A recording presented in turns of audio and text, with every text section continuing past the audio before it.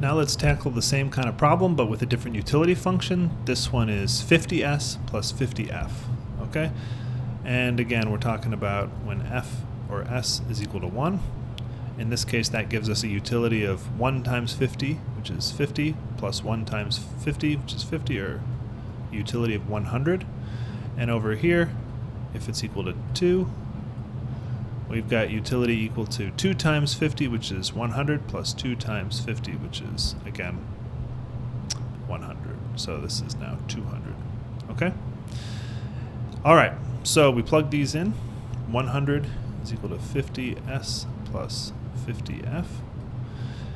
And we subtract off, we're going to solve for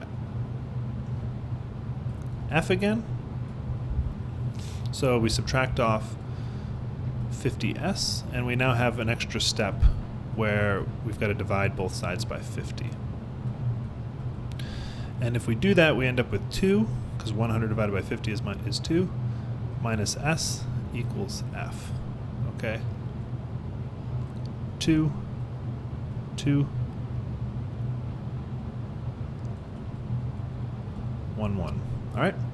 And if this thing is equal to 200, we've got basically 200 equals 50s plus 50f, or 200, we subtract off the 50s, equals 50f, divide everything by 50 again, and we end up with 200 divided by 5, or 50, sorry, is 4, minus s is equal to f.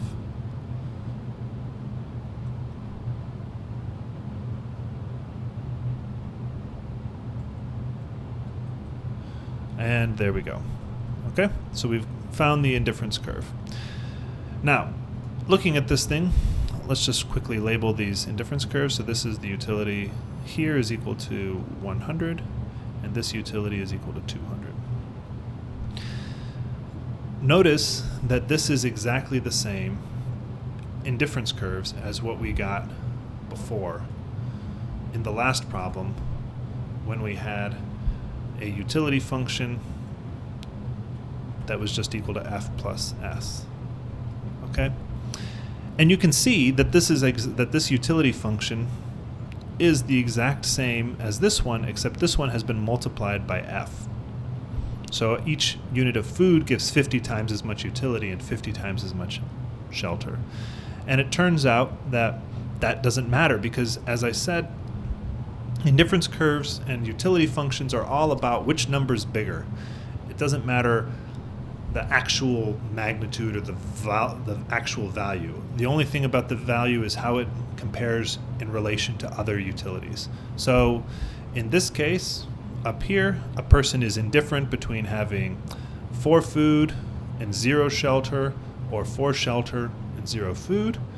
We say that that gives them utility 200. And over here, we say it gives them 4 utility, but they're still indifferent between those two, and that's all we can ever really observe. And so the actual fact of is it 200 or is it 4 is irrelevant. We just have to be consistent and like use the same function across the board, right? The only way we would get into trouble is if we used this utility function for some of the problems and this for some of the others, because then we'd be kind of mixing and matching, and we need to be consistent. But given that, like, the actual number doesn't matter. All that matters is if it's bigger or smaller than other numbers using the same function.